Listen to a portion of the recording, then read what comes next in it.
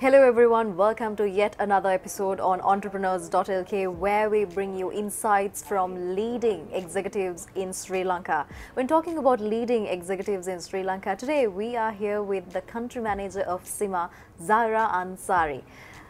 A very big hello to you and welcome to entrepreneurs.lk today. Thank you. So to begin the conversation with, I would like to ask you about your journey, your personal experiences and your experience with CIMA. How has it all been? So my journey with CIMA started in 2003 to be precise, because that's when I embarked on my CIMA studies. And from that time to now that I work as the country head of CIMA in Sri Lanka, it's been a very exciting journey. It has been really fun and there have been loads of challenges as well. From the time I was a student, I aspired to become a member at a very young age, and I managed to achieve that. So in 2006, when I completed my exams, by 2007 I ended up becoming a member, and from then onwards I got involved in a lot of volunteer activities of CIMA. So I was part of the various subcommittees. I was also the secretary of the CIMA Student Society at a point in time. So I've been very closely aligned to CIMA, and actually in 2017, this opportunity came up when I was at home during maternity leave. And then my husband's like, "You love CIMA, go ahead, apply for it." And I never thought I'd get it, but actually got the opportunity. And I still remember telling my boss, the person who recruited me, it doesn't matter how much I get paid, I am gonna love this job. And to date, 3.5 years down the line, I still love my job because of the interactions that I get to have with the members, the students, the tuition partners, the general public, basically even the corporates, because day in, day out, we do events. Most of our members would know we do a lot of events in a year. We do a lot of member engagement, and we do so much to help the profession in Sri Lanka, and I love being a part of all of that. That's indeed an interesting journey that we spoke about. When talking about CIMA, I would like to ask you the question, how is CIMA helping the future of the entrepreneurship in Sri Lanka? Because we know entrepreneurship is becoming a new normal, whereas all this time where we encourage the students to study, and after school you get into college, higher studies, and then to find a job in a corporate sector. But now the things are changing into a new mode where you go behind becoming an entrepreneur. How is the CIMA qualification helping the entrepreneurs or to build entrepreneurs in Sri Lanka? Okay, so I would like to answer this in a couple of parts. So basically, when you come into the CIMA qualification, it doesn't only make you work in a corporate. For example, I'll bring my personal aspect in here. I did not ever want to do CIMA. I did CIMA because my father wanted me to do it. I wanted to do marketing. But then, once you embark on CIMA, you realize that the syllabus, what you learn out of the professional qualification, covers so many aspects that any student coming in, it's not just about, going and ending up in a corporate, but rather doing whatever that you want to dream of doing. You can be in marketing, you can be in IT, you can even be a data scientist, which is one of the most trending jobs right now. So CIMA allows you to do anything you want to do. And even when it comes to being an entrepreneur, there's so many CIMA members who've gone on to become entrepreneurs. Not just the members, but even our own students. I have seen so many success stories. Why? Because the qualification gives you this holistic background. I must emphasize, a lot of people already know this, CIMA is not only accounting, CIMA is business management. So we do a lot of things to help our students and members go out there and succeed in whatever way they choose. If they're looking at corporate jobs, yes, through our corporate partners, through our top employers, we enable them to get jobs. So there are a couple more plans that are on cards for this year as well in terms of helping Sri Lankan entrepreneurs. During the times of COVID, we actually launched SME Expert Hub along with Ceylon Chamber of Commerce, because we understand that some people will not have the expertise that we as a professional accountancy body, globally known professional accountancy body have. So we will always bring those thought, leadership, the research and all of that to help our own Sri Lankans.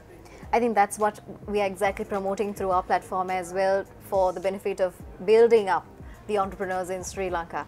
And coming into what you said CIMA is not just an accounting qualification, but it is a business management qualification. But now, talking about this qualification, CIMA, I'm sure it is adapting to new changes, because we know education system cannot remain at the same place, where the world is changing and the qualifications to everything around us has to change, especially the digitalization. Now, again, if I go back to talking about accounting, we know back in the days how accounting was done just in books, and now it has all transformed into systems and digitalized into another level. How is CIMA adapting to new changes, and what are the new aspects you can speak about it?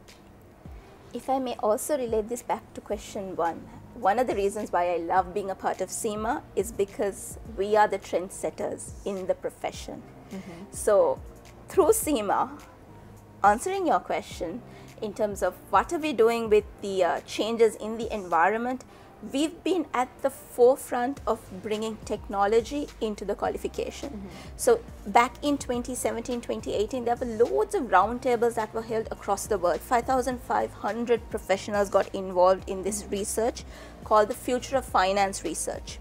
And through that, in 2019, the beginning of 2019, we launched our renewed syllabus. If you take any qualification, like any accounting qualification that's out there in the world, they would traditionally have, like, you know, every 4 years they would change their syllabus and so on. So was CIMA, but not anymore. 2019, we included digital skills into our syllabus. So our competency framework, the CIMA competency framework, has technical, leadership, people, business, and digital, and our syllabus is now evergreen.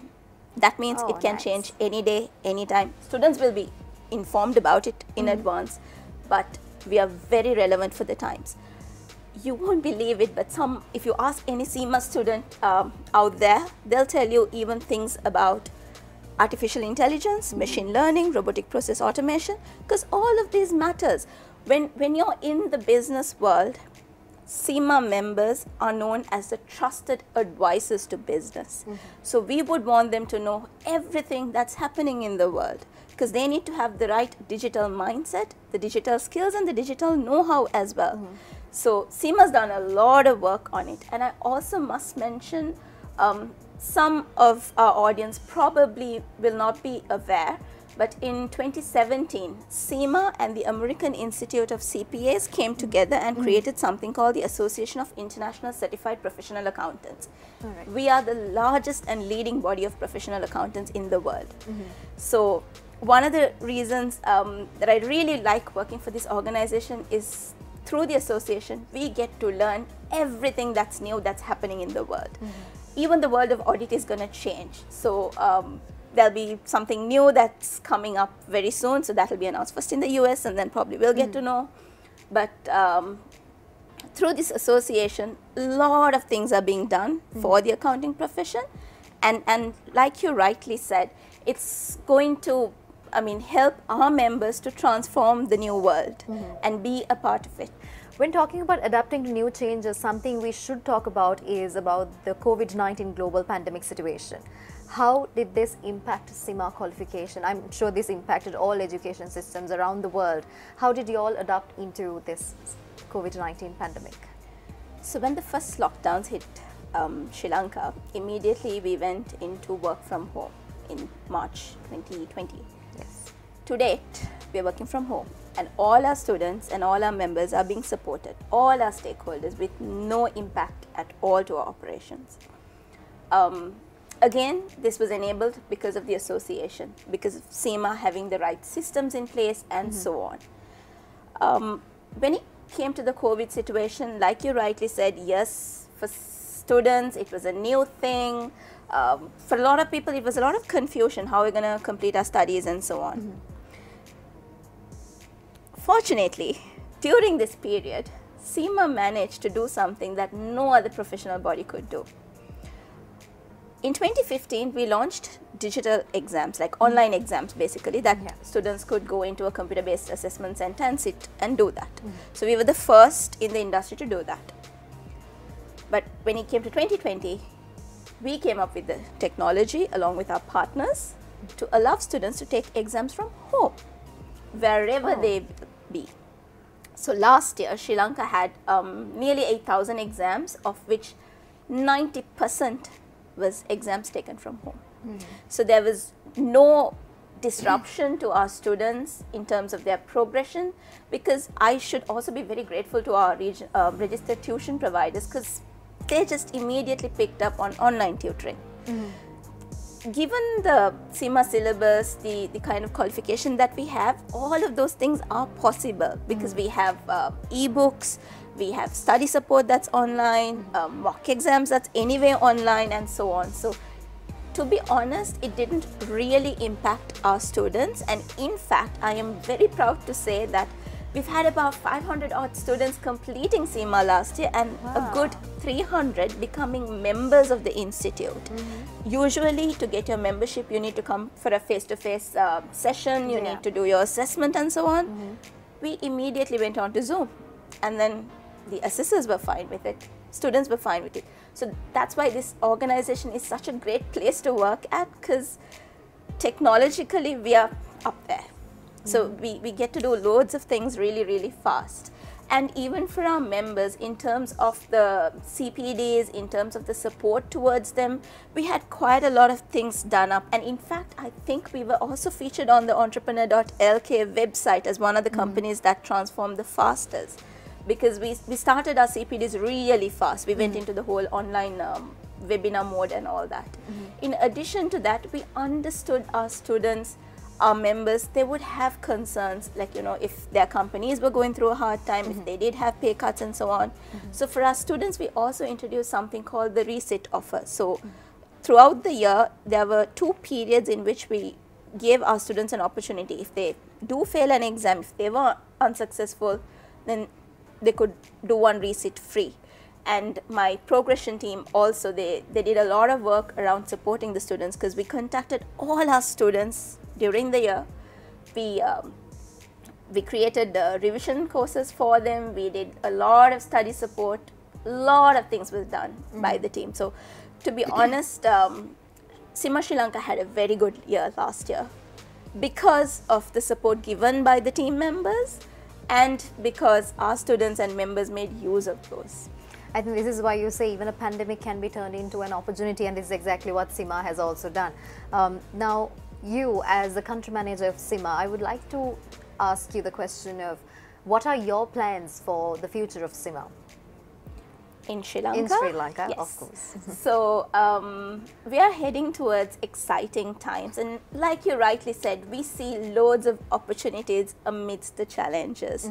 Because when someone takes it as a challenge, we'd rather go ahead and see how do we, you know, make use of it. That's how the whole career festival thing came up, because the market was completely dull, right? I mean, we wanted to go just bang it, do something, you know.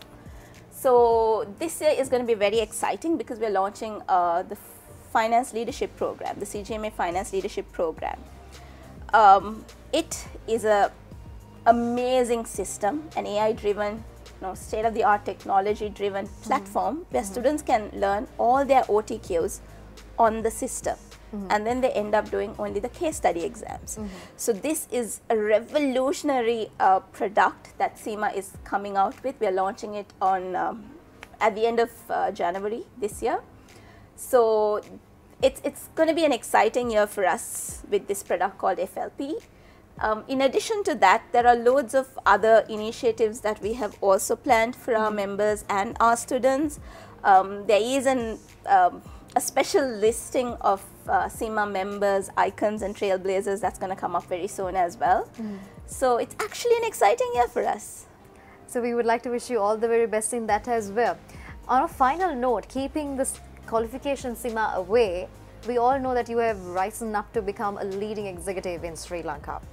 And you as an individual, we would like to take an advice from you. What have you got to say to the people who are enduring to become entrepreneurs in Sri Lanka? If I'm to put it simply, don't ever give up. If you have a dream, go ahead. No matter what challenges come your way, keep that end vision in your mind and work towards it. Sometimes things won't happen at the time that you expect it to happen, but eventually, if you don't give up, you'll get there.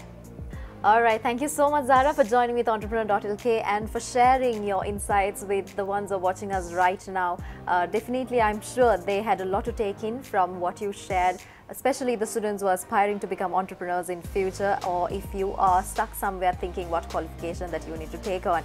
So we were in discussion today with the country manager of CIMA, Zahara Ansary, and we would like to see you again with another episode. Do join with Entrepreneur.lk.